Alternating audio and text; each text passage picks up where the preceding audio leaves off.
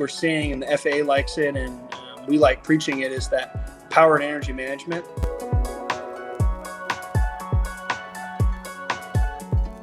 "2021 is going to be pretty awesome from what I can see coming up with the official class for the STOL drag and all the stuff that's been moving on with that. And it's definitely gaining traction. It's going to be an awesome year. FAA accreditation stuff was just piles and piles of work. And what it amounted to was we became a class at the Reno Air Races and kind of went through all the hurdles for becoming we're an official race class at the Reno Air Races. They hadn't added a class in 20 years or 25 years since the jet class. So we came out there, we did kind of an exhibition year, and then got certified by the FAA to say, okay, now you can become a real race class and race. Well, we took that one step further. We said, well, what would it take for us to go through all the same hurdles that Reno as an event goes through to put on the races? And so we kind of went through and checked all those boxes, went through all the FAA hurdles, and we had, I think it was 5 FAA guys come out to Nebraska and do an event out there, a STOL drag event. We did kind of a mock training course. We did the training course. We proved the racing to the FAA. They signed off on all our policy and procedures.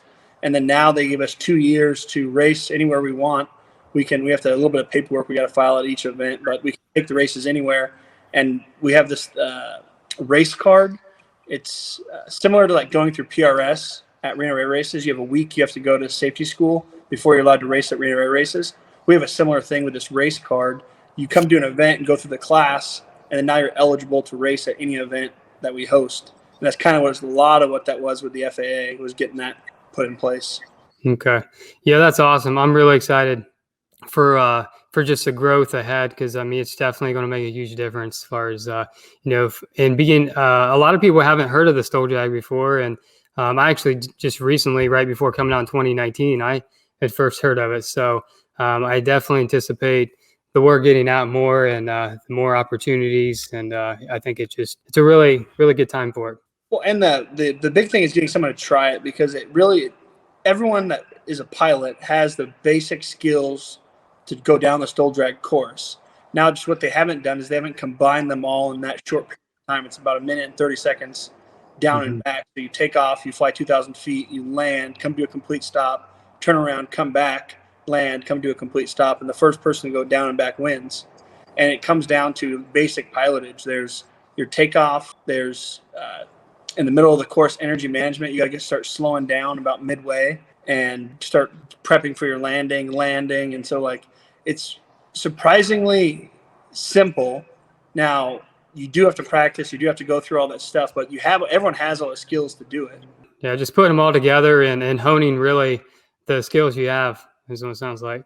Yep. And the big thing that we're seeing, and the FAA likes it, and we like preaching it, is that power and energy management thing. Is that like you have the ability to gain speed and lose speed and control the airplanes when you're going to touch down, where you're going to glide to. And that's a good thing for aviation.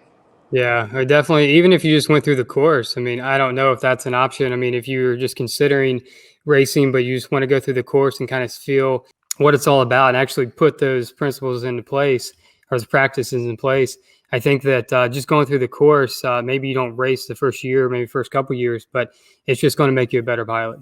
Right. A lot of people are surprised if they're into backcountry flying and they're landing off airport and they're doing those kinds of things already, they're going to come to the class and they're going to be pretty competitive for their class, and they're going to do it pretty fast, because the airplane matters a certain degree, but when you first get into it, it's just basic pilotage. You're honing that skill. You gain a lot of speed really fast without hitting a wall of the airplane. Really, the gold class, or those real pro class guys, that's when you start needing a purpose-built airplane. But for the bronze and silver classes, the pilot is the most important part of the equation.